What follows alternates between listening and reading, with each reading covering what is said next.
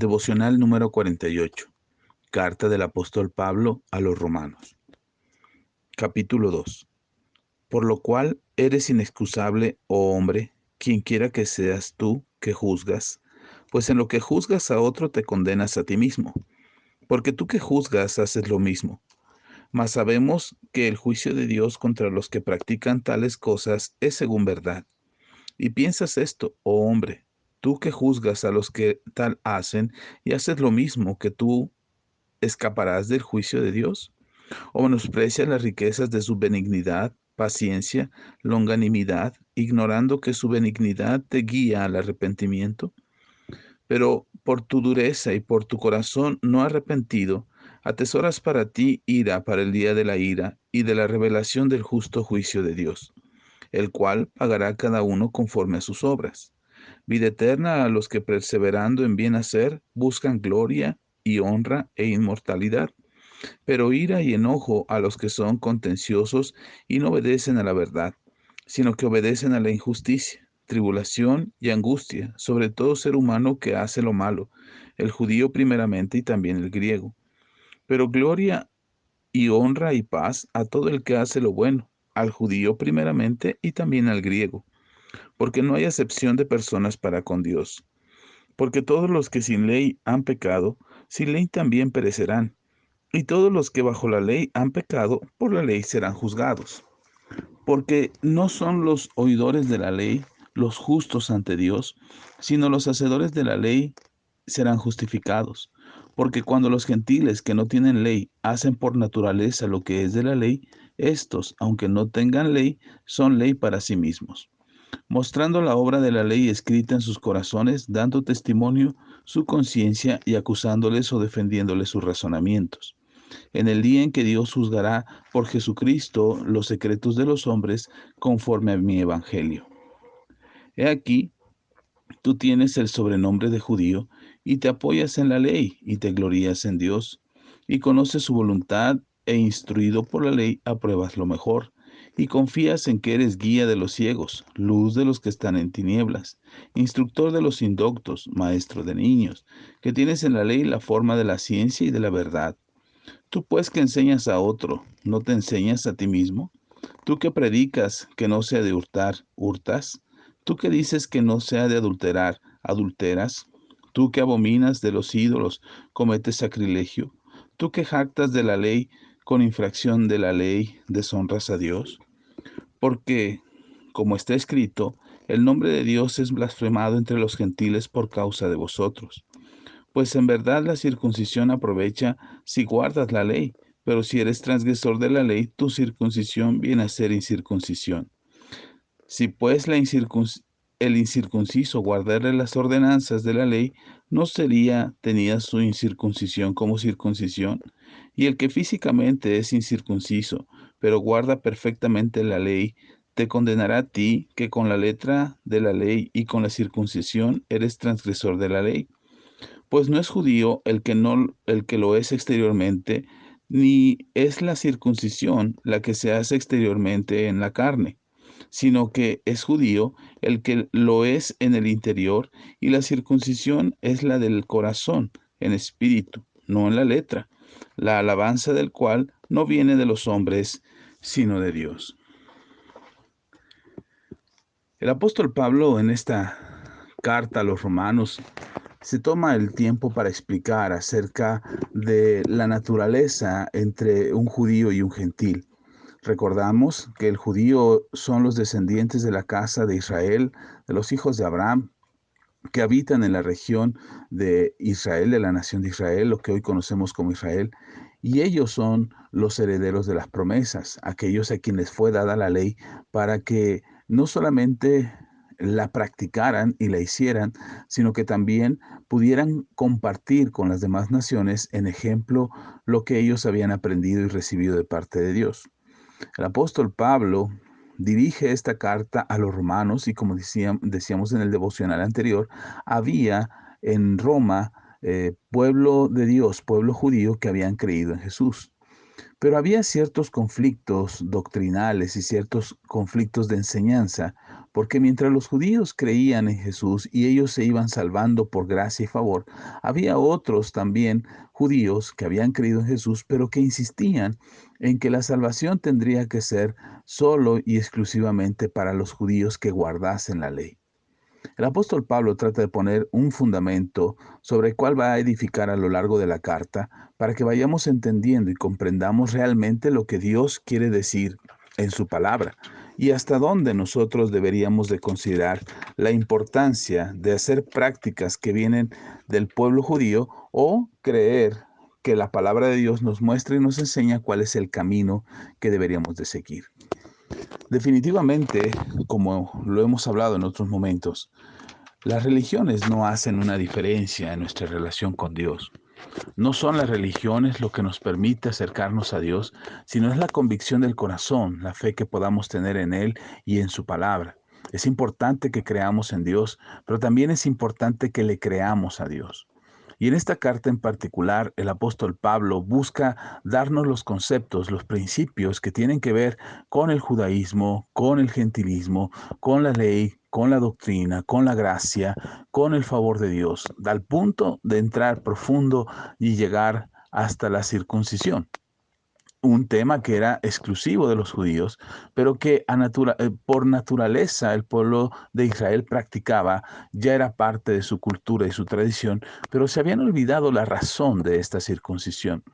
No era solamente el hecho de cortar la carne, sino que tendría que haber un cambio de corazón y un cambio la gente, en los hombres y varones que eran circuncidados para que dieran testimonio de que eran pueblo de Dios y que sus convicciones no solamente estaban en lo que su carne podría sufrir, sino en guardar lo que la ley podría traer a sus vidas. Y por eso Pablo hace unas anotaciones que son importantes, como el decir que las personas pueden enfrentar el juicio de Dios, o más bien todas las personas enfrentarán el juicio de Dios. Y una de las grandes preocupaciones de la humanidad es cómo será este juicio, de qué seremos juzgados, quién nos va a juzgar, bajo qué estándar seremos juzgados. Y entonces tenemos esa preocupación de saber si cuando seamos juzgados, aquel que nos juzga tomará una medida en particular o simplemente juzgará a cada uno a conveniencia o como mejor le parece. Pero tenemos que considerar que el que juzga es Dios y Dios es un Dios justo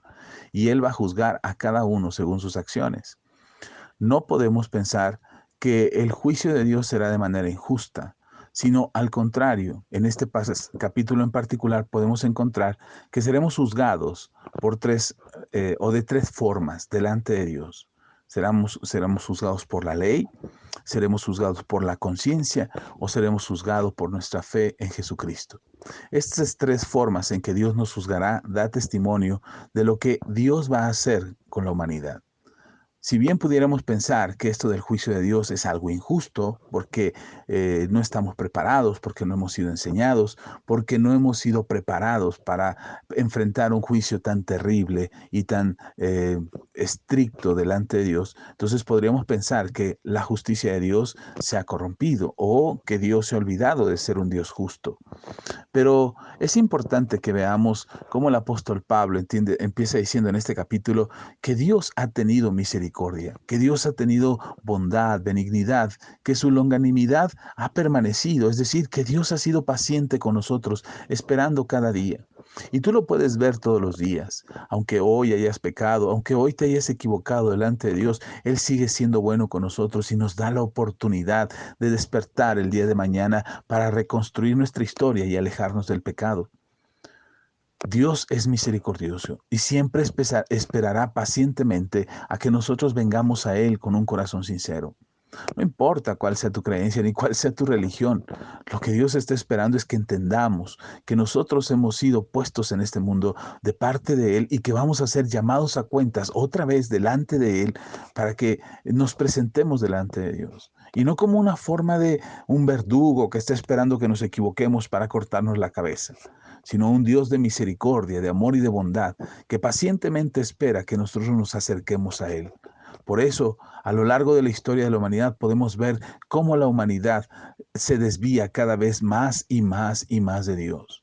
Y Dios sigue siendo paciente. Y Dios sigue esperando que la humanidad enderece su rumbo, que la humanidad vuelva su corazón a Dios, que tú y yo nos acerquemos a Dios otra vez con arrepentimiento, que nos arrepintamos de corazón, que seamos verdaderos creyentes de Dios, que estamos entendidos y sabemos que nuestro error y nuestra equivocación y nuestro pecado nos aleja de Él frecuentemente. Pero cuando nos arrepentimos, venimos a Él y somos renovados, somos transformados, somos acogidos como hijos suyos para que Él obre en nosotros su perfecta voluntad.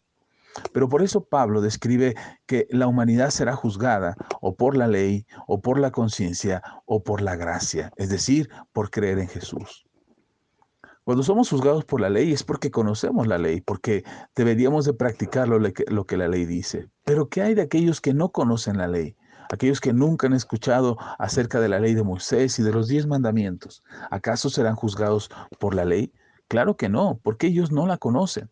Pero en ellos están fundamentos y principios que están basados en la ley, lo que llamamos conciencia. Y por eso podemos ver que gente que nunca ha escuchado de Dios ni conoce de la palabra de Dios tienen actitudes correctas, saben hacer lo bueno, no matan porque simplemente quieren hacerlo, no roban, no delinquen, respetan a su prójimo, aman a su prójimo como a ellos mismos, como si la ley estuviera en ellos. Es lo que nos dice el apóstol Pablo. Ellos son ley para sí mismos, porque en ellos están estos principios que Dios ha establecido en la conciencia.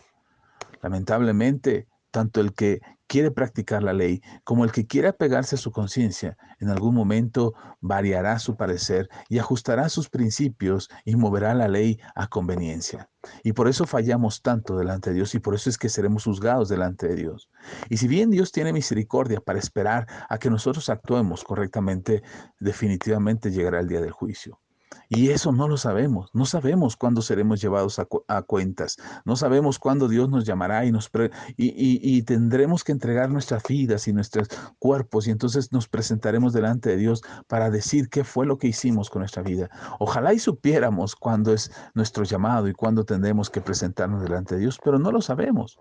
Por eso es importante que todos los días reconozcamos nuestra necesidad de Dios, nuestra necesidad de acercarnos a Él, de entender que es el arrepentimiento y pedirle perdón por lo que hemos hecho mal, para que alcancemos restauración y la bendición de su presencia, para que seamos salvos, para que seamos bendecidos, para que seamos restaurados y podamos tener una vida eterna. Si supiéramos cuándo vamos a morir, quizás podríamos hacer planes y podríamos decir, bueno, moriré en tal año, moriré tal día, así es que tengo tiempo para arrepentirme y tengo tiempo para corregir mis vidas, pero no lo sabemos. Por eso el llamado de Pablo a vivir en santidad y a poner en práctica la ley no es desde el punto de vista religioso, sino es la convicción de saber en nuestros corazones que en algún momento seremos llamados a cuentas. Y entonces sería bueno que ese momento estuviéramos listos. Pero ¿qué hay si nuestra conciencia la hemos doblegado y la hemos subyugado al pecado? ¿Qué hay que si nunca hemos hecho caso a los mandamientos de Dios y nunca hemos querido conducirnos conforme a sus mandamientos? Estaríamos condenados a una muerte eterna. Pero el mismo apóstol Pablo nos menciona que hay otra manera en que seremos evaluados y juzgados delante de Dios, y es nuestra fe en Jesucristo.